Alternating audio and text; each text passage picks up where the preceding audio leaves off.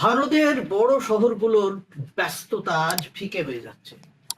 কলকাতার রাস্তায় ট্যাক্সি আর গাড়ির লাইন পেট্রোল পাম্পের বাইরে কয়েক কিলোমিটার বোধহয় ছাড়িয়ে যাবে এরপরে কিছুদিনের মধ্যেই, যা অবস্থা দাঁড়িয়েছে। আর মুম্বাই বা দিল্লির বিলাসবহুল রেস্তোরাঁতে এসি চলছে না, কারণ বিদ্যুতের ঘাটতি। আর এলপিজির দাম ধীরে ধীরে ধীরে ধীরে উপরে উঠবে, যা বোঝা যাচ্ছে। ইতিমধ্যেই অনেকখানি উঠেছে, এবং এলপিজির জন্য যে লাইন পড়ছে তা বিশ্বাসের কথা নয়। মানে চোখে দেখলেও বিশ্বাস হবে না। লাইনের সারি, এই লাইন আমরা দেখেছি বহুবার আমাদের মহামান্য বিজেপি সরকারের দৌলতে। আমরা দেখেছি যখন ডিমনিটাইজেশন হয়েছে, নোটবন্দি হয়েছে, আমরা দেখেছি। তারপরে লকডাউন হয়েছে করোনা কালে, তখন আমরা এই লাইন দেখিনি, কিন্তু ভ্যাকসিনের লাইন দেখেছি খানিকটা। বিভিন্ন জায়গায় বিভিন্ন অবস্থায় আমরা দেখেছি, আবার এই লাইন আমরা দেখতে পাচ্ছি। কিন্তু এইটা আমাদের হাতেই নয়, এবং এটা সম্পূর্ণ অন্য আরেকজনের হাতে। বলছি আপনাদের কাছে, আমি কলকাতার কথাটা যেটা দেখি, পার্ক স্ট্রিটে সারি সারি অটো দাঁড়িয়ে আছে, গ্যাস ভরতে হবে না, চলবে না। কে কতখানি পাবেন, কতদিন ধরে পাবেন, তা অটো চালকরা জানেন না, ট্যাক্সি ড্রাইভাররা জানেন না, গাড়ির মালিকরাও হয়তো জানেন না। নাম করা রেস্টুরেন্ট মালিকরা কলকাতাতে সাফ বলে দিয়েছেন এবার দ্রুত তাদের ঝাঁপ বন্ধ করার দিন আসছে, ঝাঁপ বন্ধ করে দিতে চান। আর যে সমস্ত গিগ ওয়ার্কার, মানে যারা বাড়িতে বাড়িতে খাবার ডেলিভারি করে সংসার চালাচ্ছিলেন, তারা এখন প্রবল হতাশায় ভুগছেন। কোন সময় কাজ বন্ধ হয়ে যায়। কিন্তু এই পরিস্থিতির উৎসটা কোথায়? উৎস হচ্ছে মার্কিন প্রেসিডেন্ট ট্রাম্প সাহেবের রণবাদ্যি।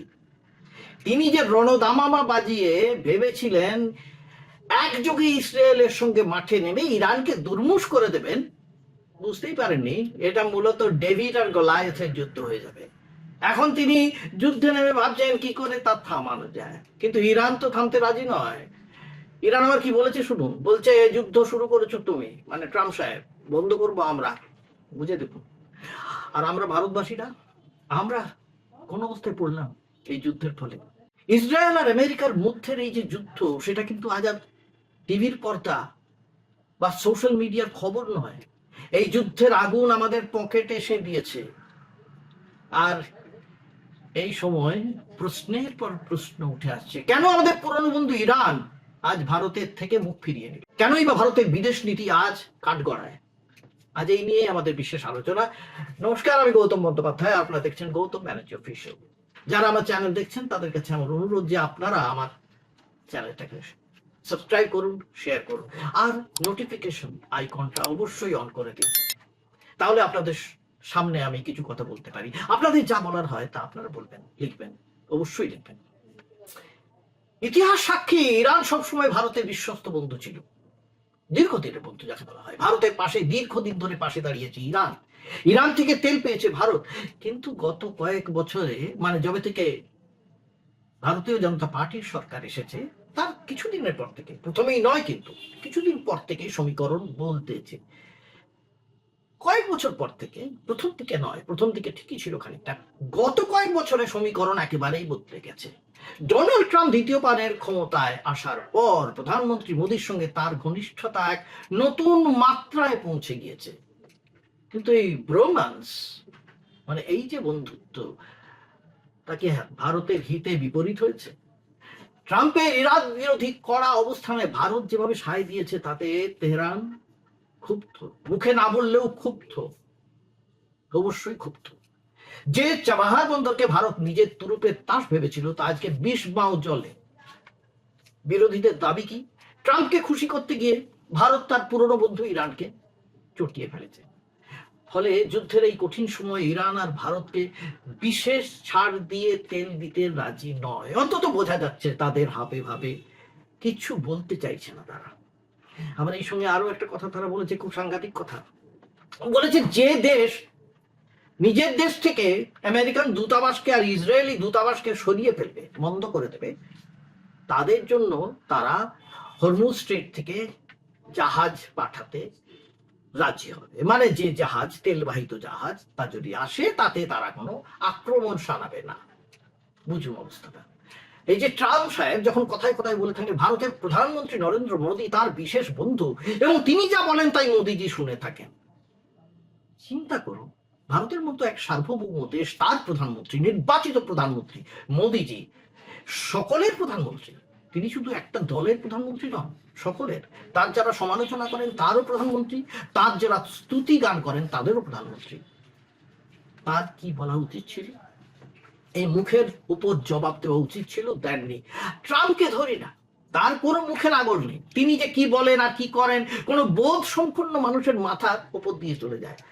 সেই ট্রাম্প যখন নেতানিয়াহুর সঙ্গে জোট বেঁধে ইরান আক্রমণ করলেন, খামেনেইকে হত্যা করলেন, তখন মোদিজি চুপ করে থাকলেন। একবারও ট্রাম্পকে ফোন করে বললেন না এই কাজটা মোটেও ভালো হয়নি, বললেন না তিনি চাইছেন এই যুদ্ধ অবিলম্বে বন্ধ হোক, যেমন তিনি গাজার ক্ষেত্রেও বলেননি। কিন্তু এই ক্ষেত্রে অন্তত তিনি বলবেন বলে সবাই ভেবেছিল, কারণ হয়তো মোদিজিও ভেবেছিলেন এই অসম যুদ্ধের পরিসমাপ্তি ঘটতে বেশি সময় লাগবে না, যেমন ট্রাম্প এবং নেতানিয়াহু ভেবেছিলেন। কিন্তু ইরান বুঝিয়ে দিয়েছে, এ লড়াই বাঁচার লড়াই, এ লড়াই জিততে হবে। আমেরিকার তাই এক সসেমিরা অবস্থা। যুদ্ধের শুরুতে ইরান যেভাবে হরমুজ প্রণালী বন্ধের হুমকি দিল, তখনই সারা বিশ্ব কেঁপে গিয়েছে। ভারতেও তেলের টান পড়ে গিয়েছে, গ্যাসের টান পড়েছে। আমাদের যিনি পেট্রোলিয়াম মন্ত্রী, তিনি অনেক বড় বড় কথা বলেছিলেন, আমরা জানি, অনেক কিছু বলেওছেন। তিনি তো বলেছিলেন এত দিনের তেল আছে, এত মাসের তেল আছে, কোথায় কি গ্যাস আছে কোথায়। ভারতের বিভিন্ন শহর এবং হসপিটালিটি সেন্টারে হাহাকার দেখা দিয়েছে। ইতিমধ্যে কয়েকদিনের মধ্যে যুদ্ধের আবহে হোটেল, রেস্তোরাঁ, ক্যাটারিং, এই সমস্ত ব্যবসায় এখন নাভিশ্বাস উঠবার উপক্রম। ছবিটা কিরকম? কমার্শিয়াল গ্যাসের দাম 1 মাসে 300 টাকার বেশি বেড়েছে। বহু ছোট রেস্তোরাঁ অনির্দিষ্টকালের জন্য বন্ধ হয়ে যাচ্ছে, বা যাতায়াতের খরচ বাড়ছে, মানুষ ভ্রমণ কমিয়ে দিয়েছে। তার মানে পর্যটন ব্যবসা কোথায় দাঁড়াবে? এই পর্যটন ব্যবসা বাংলায় আরো বেশি মার খাবে, কারণ দেখা গিয়েছে এই বাংলায় গত কয়েক বছরই সারা ভারতের মধ্যে সবচেয়ে বেশি বিদেশি ভ্রমণ করতে আসছেন। হ্যাঁ, এটা দেখা গিয়েছে, পরিসংখ্যানে দেখা গিয়েছে, সমীক্ষা দেখা গিয়েছে। কেন? একটা হচ্ছে দুর্গাপূজা কার্নিভাল, আরেকটা হচ্ছে দার্জিলিং, মানে হিমালয় ভ্রমণ। সব মার খাবে। গোয়া থেকে কেরালা হোটেল বুকিং এক ধাক্কায় প্রথমেই 40% কমে গিয়েছে, আরো কমবে, প্রতিদিন কমছে। ডেলিভারি অ্যাপের যে রাইডাররা, যাদের কথা আমি বললাম খানিক আগে, তাদের অনেকেই কাজ ছেড়ে দিতে বাধ্য হচ্ছেন, কারণ পেট্রোলের দামে তাদের লাভ থাকছে না, তারা পোষাচ্ছে না তাদের। মধ্যবিত্তের ডাল ভাতের বাজেট নিয়ন্ত্রণের বাইরে যদি চলে যায়, তখন কি হবে? দেশের এই অবস্থায় চুপ করে নেই বিরোধীরা। স্বভাবতই সংসদ থেকে রাস্তা সব উত্তপ্ত। কংগ্রেস এবং অন্যান্য বিরোধী দলগুলোর দাবি, মোদী সরকারের একপাক্ষিক বিদেশ নীতি ভারতকে আজ এই বিপদে ফেলেছে। তাদের মতে ভারত কেন রাশিয়ার মতো ইরানের সঙ্গেও নিজস্ব মুদ্রায়, মানে রুপি, রিয়েল, ওদের দেশের টাকায় কেন লেনদেন করলো না? কেন সেই ডলারের ক্ষেত্রে ভারত তো একেবারে, আমাদের টাকার দাম কোথায় পড়ে গিয়েছে আমরা জানি। পররাষ্ট্র মন্ত্রণালয়ের যুক্তি হলো, ভারত জাতীয় স্বার্থেই আমেরিকার পাশে দাঁড়িয়েছে। কিন্তু প্রশ্ন হলো, দেশের নাগরিকদের স্বার্থের সঙ্গে কি জাতীয় স্বার্থের কোনো বিরোধ আছে? থাকে। ইরান যুদ্ধ হয়তো কোনোদিন থামবে, কিন্তু ভারতের বিদেশ নীতিতে যে ফাটল দেখা দিল, তাকে জোড়া লাগবে? ভারত কি পারবে ট্রাম্পের হাত ধরেও ইরানের সঙ্গে সুসম্পর্ক ফেরাতে? ভারত কিন্তু এক কঠিন সন্ধিক্ষণে দাঁড়িয়ে আছে। একদিকে ভূ রাজনীতির দাবার চাল, অন্যদিকে আমাদের দেশে যদি কোটি কোটি খালি সিলিন্ডার নিয়ে মানুষ লাইনে দাঁড়ায়, যা দাঁড়াতে চলছে বিভিন্ন জায়গায়, উত্তরপ্রদেশে, হরিয়ানায়, বিভিন্ন জায়গায়, যদি বন্ধ হয়ে যায় রেস্টুরেন্ট, হোটেল, পর্যটন ব্যবসা আর পরিবহন, তাহলে মোদীজি সরকার কি কর কমিয়ে সাধারণ মানুষকে স্বস্তি দেবে? এই সময় অনেকে আমাকে বলবেন, তুমি এরকম চটি চাটাদের মতো বলছো, কোনো বাংলা কি দিতে পারে না? না, বাংলা পারে না। বাংলা এতটুকু রাজ্য, তার কি ক্ষমতা আমরা জানি। আর যদি বলেন দুর্নীতি, তো দুর্নীতিও আছে, আমরা জানি, অভিযোগ আছে প্রচুর। টাকা কোত্থেকে দেবে? টাকা তো দেওয়ার মতোই নেই, তো দিলে কেন্দ্রকেই দিতে হবে, আর বিশেষ করে যেখানে জ্বালানি, দিতেই হবে। নাকি ট্রাম্পের সামনে সিনা ঠুকে মোদি বলতে পারবে যে মধ্যপ্রাচ্যে শান্তি ফেরাতেই হবে, আমেরিকার দাদাগিরি সহ্য করা হবে না? এটা কি বলবেন? আমরা চাই তিনি বলুন, আমরা চাই সত্যিই তিনি 56 ইঞ্চি দেখিয়ে বলুন যে ট্রাম্পের দাদাগিরি আমরা সহ্য করব না, তুমি এই যুদ্ধ বন্ধ করো। আমি জানি না, আপনারাও জানেন না তিনি বলবেন কিনা, কিন্তু আজকের সময় কিন্তু এটা ডিমান্ড করে, এটা চায়, উই ডিজার্ভ ইট। তিনি কি বলবেন, ভারত কোন পথে যাবে তা আমরা কিচ্ছু জানি না, সময়ের উত্তর দেবে। ততক্ষণ জ্বালানি সাশ্রয় করুন, চোখ রাখুন খবরের দিকে। ইন্ডাকশন হিটার তারও দাম বাড়ছে। আর যদি আমাদের শেষ পর্যন্ত কয়লার ঘুটের দিকে তাকাতে হয়, তাহলে বুঝতে হবে আমরা ফের মধ্যযুগে পৌঁছচ্ছি।